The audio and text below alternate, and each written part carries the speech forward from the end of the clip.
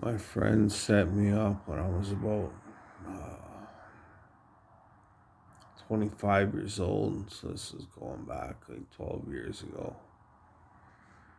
We were drinking in the park in Fish Creek Park. It's a different park than Knowles Creek. And we had to climb down this steep hill to get to the bottom where the river and the creek is. I think there was a river and a creek, and the creek actually flowed into the river.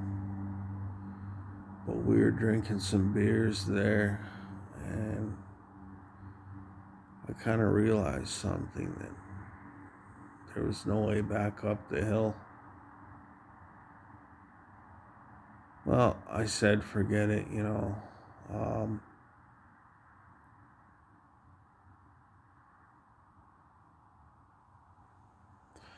I said, forget it, and drank some more beer. It wasn't until afterwards that I realized he put acid in my beer. He put LSD in my beer. And I was tripping out. It was crazy. I heard about it.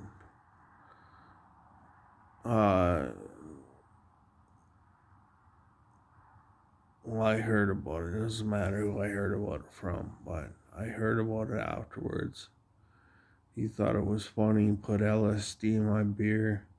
And I was walking around the park saying, oh yeah, there's ice caves here.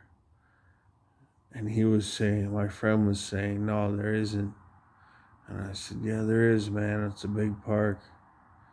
And this is like right near Canyon Meadows, right near Deer Run, right like just down the street from the Canyon Meadows station.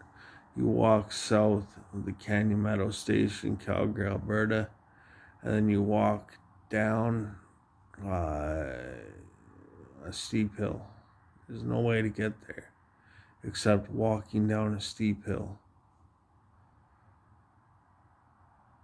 So I don't know what happened, but I tripped out.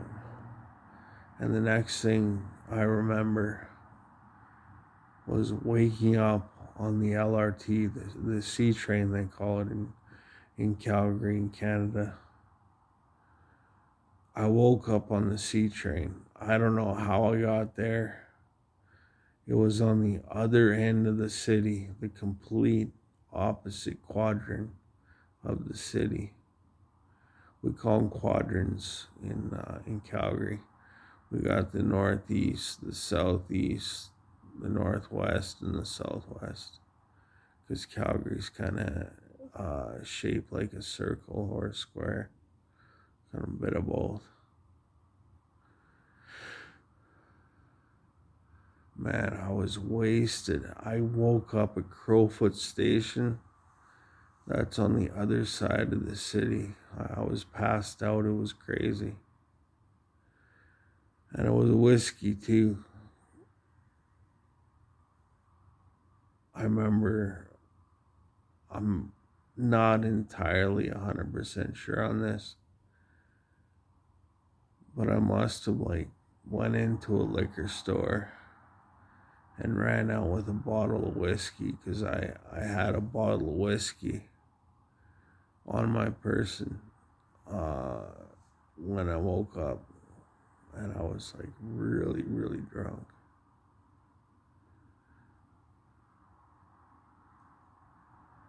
But dude, that's not the first time I got drugged with acid. The second time was a scam, dude. This guy literally, I went to the landlord renting a room or something for like, I think it was like $600 or $700 a month. And I pay this guy $600 or $700. I pay the damage deposit. We go to the bar. All his friends are there. They put LSD in my beer, and I tripped out. I don't know what happened. You can actually find the video. It's on YouTube, me tripping out. I don't know where it is. I've tried. Well, I haven't tried to find it, but I was thinking about trying to find it.